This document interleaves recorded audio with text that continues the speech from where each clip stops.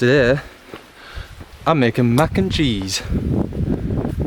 Hearty, thick, faux cheese mac and cheese.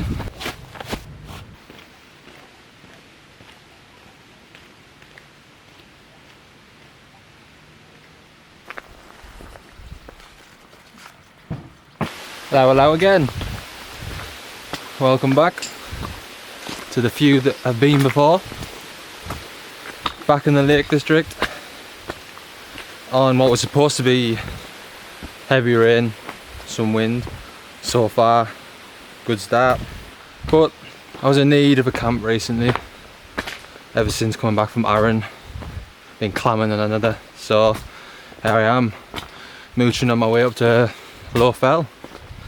Nothing silly today because I was expecting some pretty horrible weather, which weirdly was the reason I came out.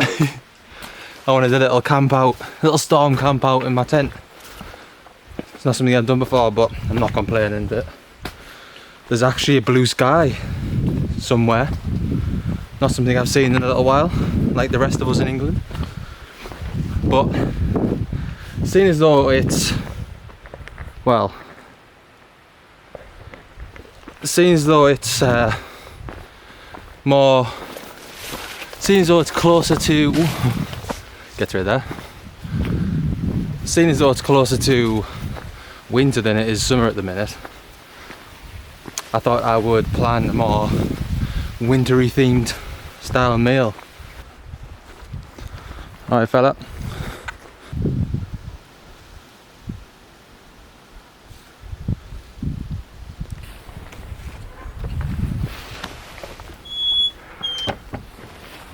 So I've pretty much arrived at Low Fell and I'm sweating buckets. I wore this thinking that it's going to rain, it's going to be windy. I can't believe it. So there we have it, Low Fell. Tonight's pit stop. And just wowzer. That's the word that comes to mind right now. Wowzer. I think this might be the spot. Around here, look out over there. The summit of Low Fell is just there. Haven't had to travel too far. Well, all set up for the night. It's an absolute beauty as well. I'm actually stunned. I was expecting it to be pouring down right now. But I think it might have started raining actually. Minor. But yeah, in my comfies, got my leggings on and that. I'm ready to start cooking. I think it is. I should have started. Stop the watch when I got here.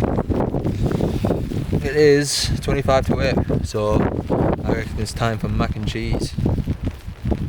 But how about this for my view from the tent tonight? So perfect timing really.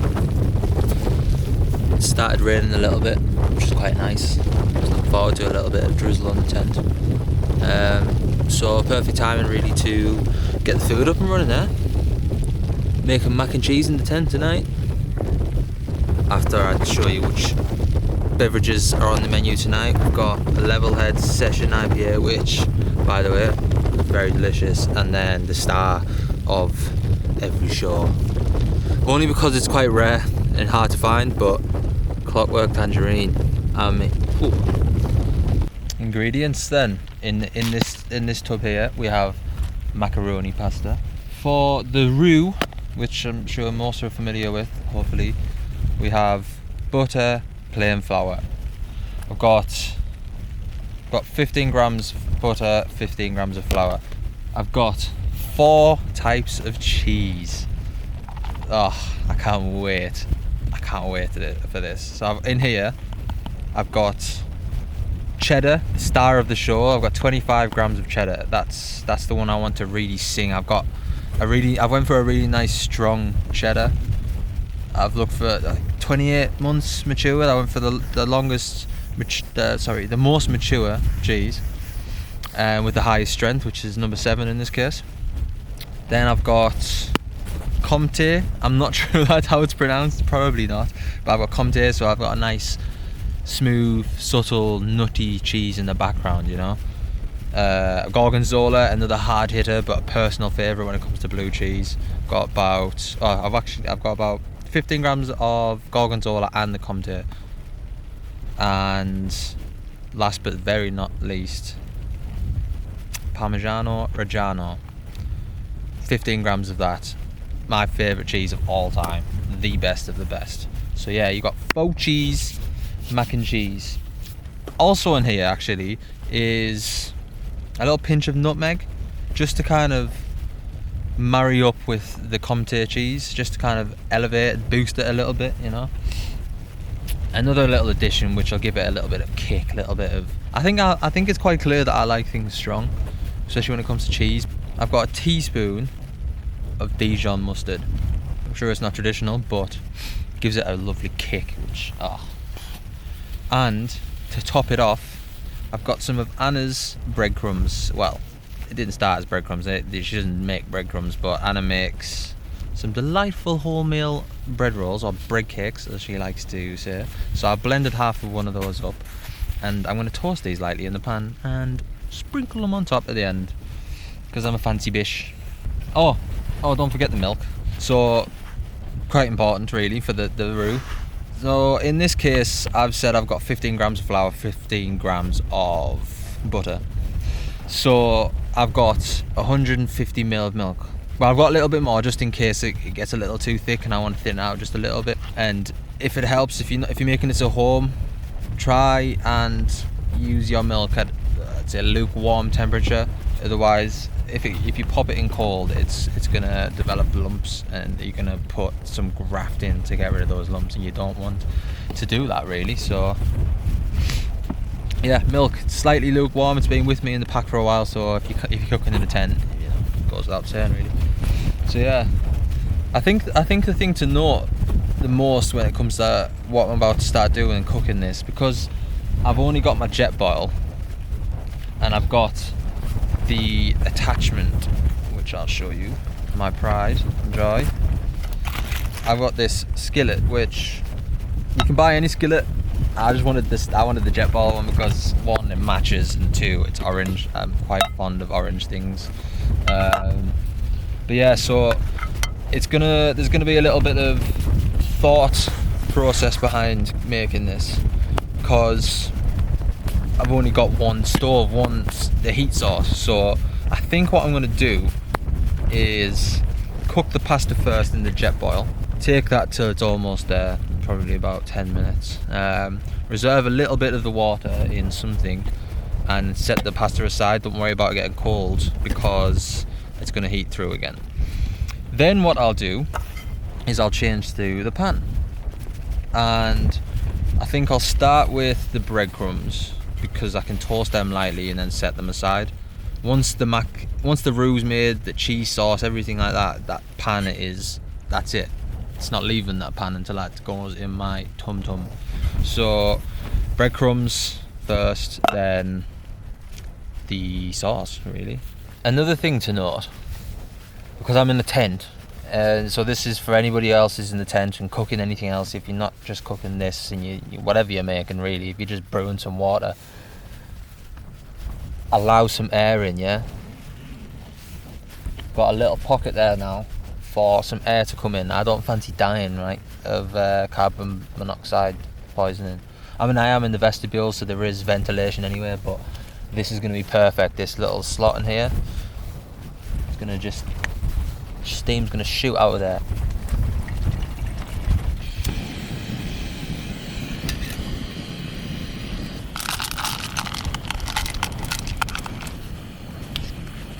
On.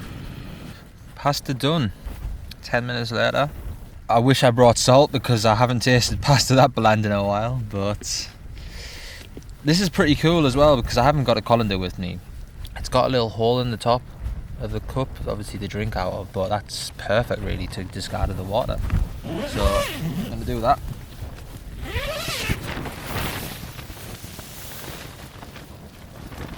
So set that aside, lid on, pasta's ready, jobs are good in pot support.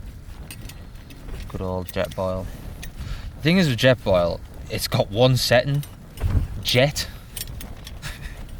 So you need to be, it's a skill in itself really, learn to cook on it. As mentioned, I'll be starting with the breadcrumbs. So these probably shouldn't take long given that the jet boil is absolutely savage.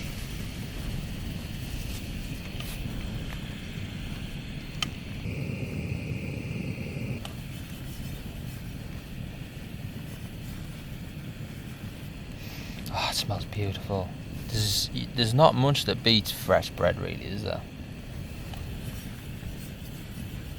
Probably can't hear that, but I can hear that, the crisping up, when you hit the pan, I can hear the sort of more crunchy texture. Not quite. That's it. Come on. Crisp it. Crispy, crispy. I'm looking for. Job number 2. Diggity done. Let's melt some butter and melt some cheese. So for those who haven't made a roux before, it's very simple. All I'm going to do is melt le butter, immediately chuck the flour in, mix it together till you get a sort of paste, if you like. Cook the flour off for a minute max, just to kind of get rid of that nasty flour flavour. You don't want that in your scran. And then I'm going to pop the milk in bit by bit slowly till you form delightful roux, as they call it in France. Butter in. That won't take long because this jet boil is screaming.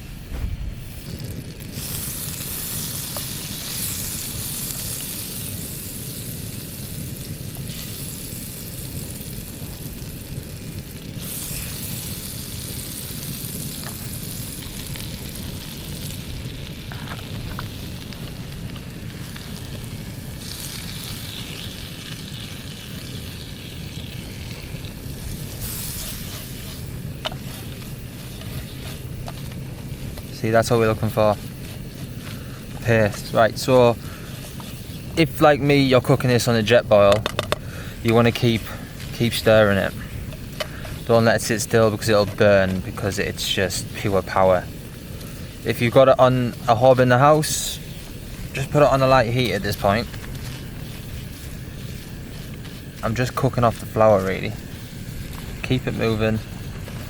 Don't let it burn.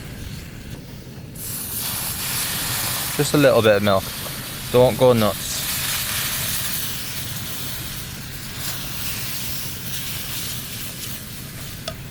More required fast. Okay, so this is where it gets tricky when you're in a tent.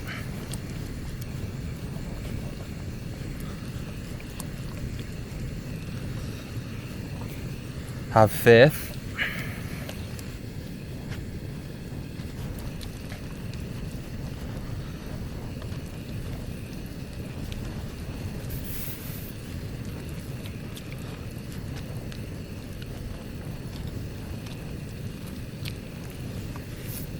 You see, now it's starting to form a roux. I'm just gonna push any lumps out.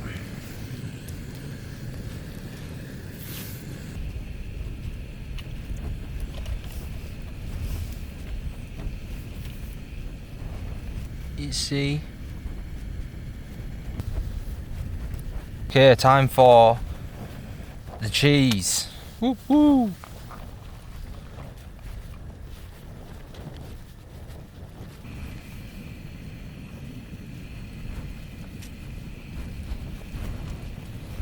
A little bit more milk just to thin it a little bit.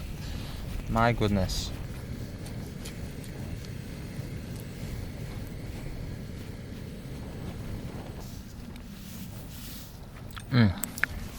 That is stunning. Now the tricky part.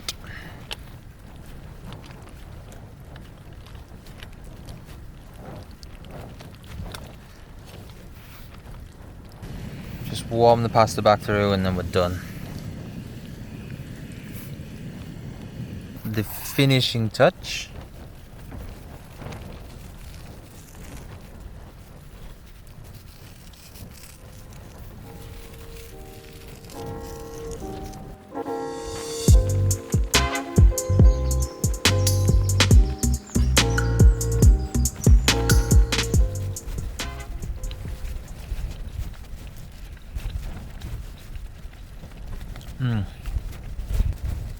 Considering I've done that at a 10.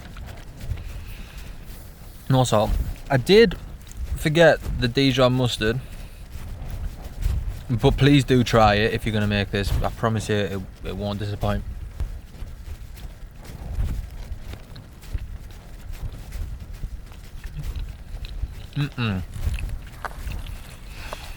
Yeah.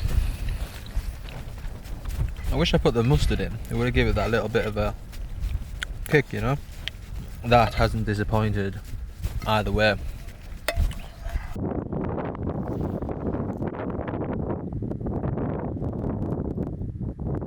Hello, good morning. It's almost 5 AM. Only had a few hours sleep, but that'll do. Well, what time is it? It's 6:05. I'm guessing that the sun rises a little bit later now. Didn't use my brain really, but I'm up anyway. So I wasn't getting the sunrise. I was up at 5 o'clock for no reason really. Worth a try, but I couldn't get through those thick clouds. So I went back to bed. Got a little bit more kip. Feel a little bit more alive. So I think it's time for breakfast.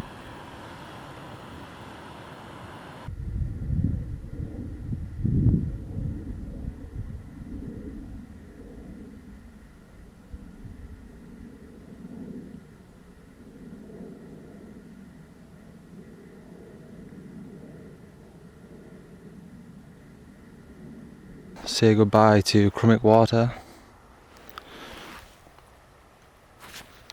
Cheers for watching. I hope your mac and cheese turns out well. Don't forget your mustard like I did. Yeah, see you in a bit.